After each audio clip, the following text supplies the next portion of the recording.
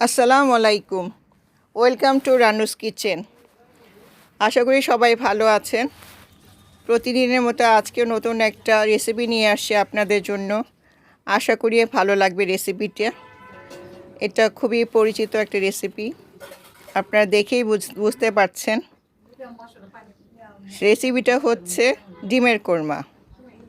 আজকে আমরা ডিমের কোরমা করে দেখাবো। খেতে ভীষণ মজার একটা রেসিপি। পোলাওয়ের সাথে ভাতের সাথে খেতে খুবই ভালো লাগে।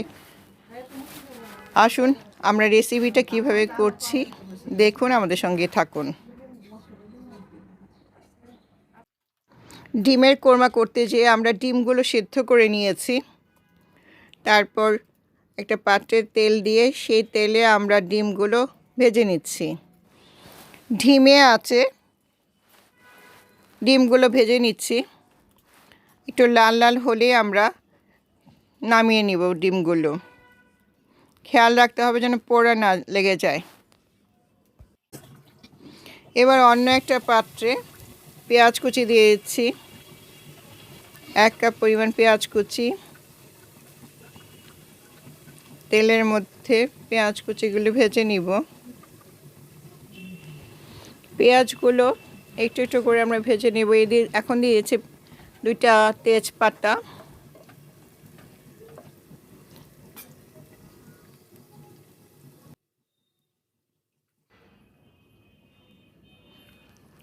এরপর দিয়ে দিচ্ছি 4টে এলাচ,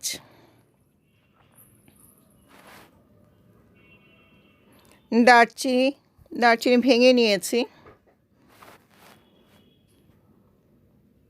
এলাচ, দারচিনি,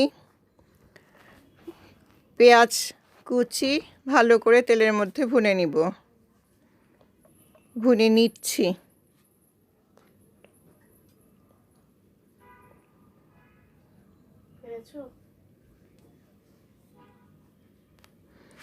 লক্ষ্য রাখতে হবে পেঁয়াজ যেন পুড়ে না যায়।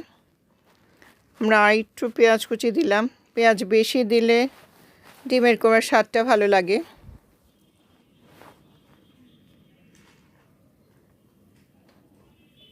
খুব ভালো করে নেড়ে চেড়ে নিতে হবে কিছুক্ষণ।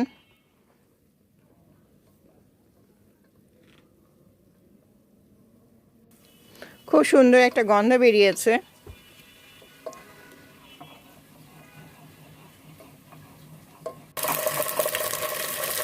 এখন দিয়ে দিলাম আদা রসুনের পেস্ট। রসুন অল্প একটু দিয়েছি, আদার পরিমাণটি বেশি। পেঁয়াজ ভাজা ভাজা হয়ে আসছে। অল্প একটু পানি দিয়ে ভালো করে আরেক কিছুক্ষণ ভুনে নিব। খুব ভালো করে মশলাগুলো ভুনতে হবে যেন কাঁচা গন্ধটা না থাকে। কিছুক্ষণ সময় নিয়ে ভুনে নিচ্ছি।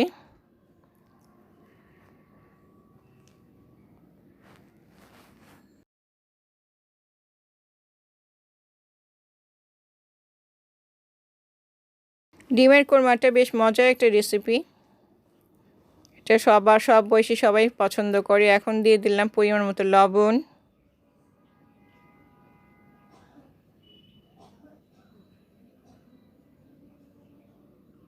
লবণটা প্রথমে অল্পই দিবেন, লাগলে পরে আবার দেওয়া যাবে।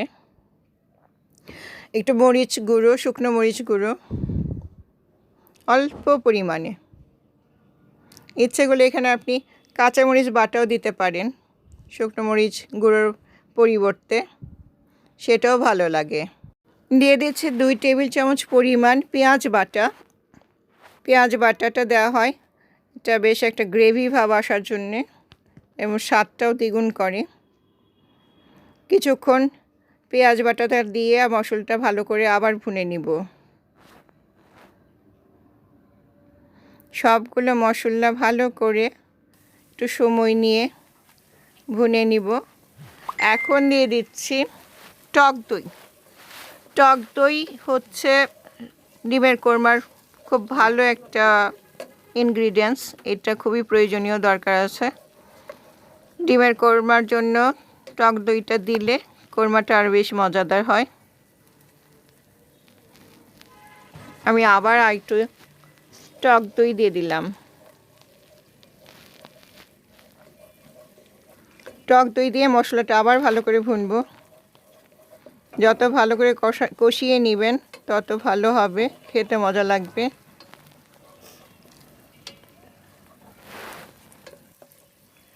আজকে যারা প্রথম আমাদের রেসিপি দেখছেন বা আমাদের চ্যানেলটা দেখছেন, তাদের কাছে অনুরোধ থাকবে আমাদের চ্যানেলটা সাবস্ক্রাইব করার।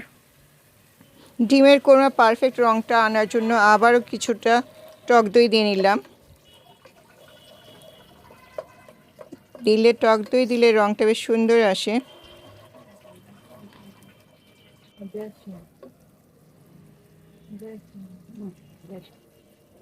দেখুন কি সুন্দর হয়েছে কালারটা।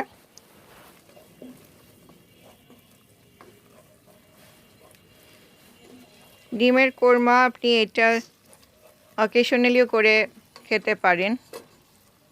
অনেকগুলো ডিশের মধ্যে এটাও একটা অন্যতম ডিশ হতে পারে আপনার খাবারের টেবিলে। মশলাটা আমরা অনেকক্ষণ ধরে ভুনে নিচ্ছি। সবগুলো মশলা ভালো করে মিশে গেলে তাহলে খেতে ভালো লাগবে। তেল বেরিয়ে আসছে মশলা থেকে। এখন একে একে দিয়ে দিচ্ছে ডিমগুলো। মশলার মধ্যে ডিমগুলো ছেড়ে দিচ্ছি। এখানে আছে 11টা ডিম। সবগুলো ডিম ভালো করে মশলার সাথে মেখে নিতে হবে, সুন্দর করে নেড়ে নেড়ে, যেন ডিমের গায়ে মশলাগুলো ভালো করে লেগে যায়। আমরা ডিমগুলো হালকা করে একটু কেটে নিয়েছি, এতে করে মশলা ডিমের ভিতরে খুব সহজেই প্রবেশ করতে পারে। এখন একটু দিয়ে দিচ্ছি অল্প পরিমাণ দুধ। দুধটা দিলে কোরমার রঙটা বেশ ভালো আসবে, ডিমের কোরমার কালারটা, স্বাদও বাড়বে। অল্প একটু দুধ দিয়ে দিলাম।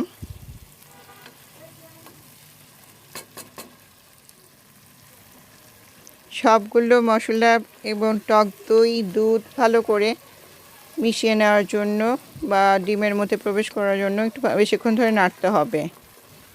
রান্নাটা আন্দাজের উপরেই করে থাকি আমরা। তারপর মিনিট 5 ভুনে নিতে হবে। ডিম আবার বেশিক্ষণ ভুনলে শক্ত হয়ে যায় বা এটা গ্লোজি ভাবটা থাকে না। আমাদের চ্যানেলটা একেবারেই নতুন, তাই সবার কাছে অনুরোধ থাকবে প্লিজ একটু সাবস্ক্রাইব করে দিবেন। বেশি বেশি করে লাইক কমেন্ট শেয়ার করবেন। আপনাদের উৎসাহ আমাদেরকে আরও বেশি নতুন নতুন রেসিপি আনতে উৎসাহিত করবে। ডিমের কোরমাটা প্রায় হয়ে এসেছে, আর কিছুক্ষণ আমরা চুলায় রাখবো। দেখুন কি সুন্দর কালার হয়েছে। ডিমের কোরমা একটু সাদা সাদা হয় বা কোরমাই সাদা সাদা হয়ে থাকে, তাই এখানে টক দই এবং দুধ অ্যাড করা হয়েছে।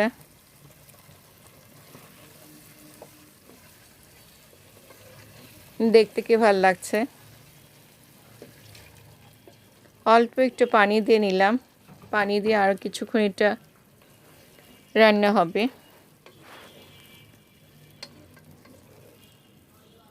একটু গ্রেভি হওয়ার জন্য অল্প একটু পানি দেওয়া হলো। এই পানিতেই ডিমটা একটু কষানো হয়ে যাবে, মশলার গন্ধ একেবারে চলে যাবে।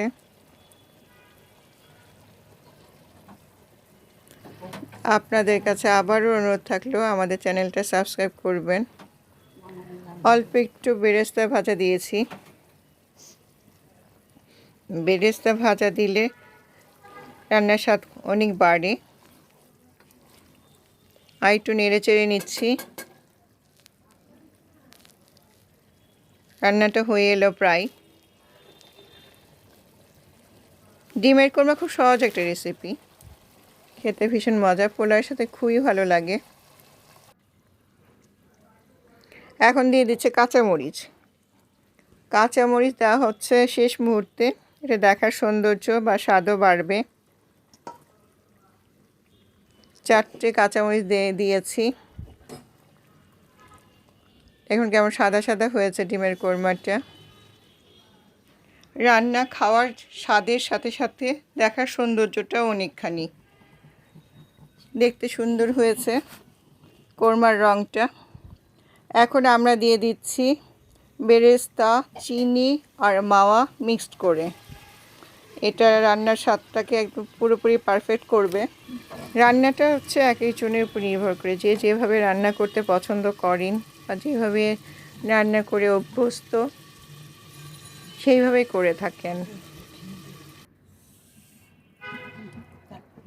আমাদের ডিমের কোরমাটা প্রায় হয়ে গেছে। শেষ মুহূর্তে আরও কিছু বেরেস্তা দিয়ে দিলাম উপরে।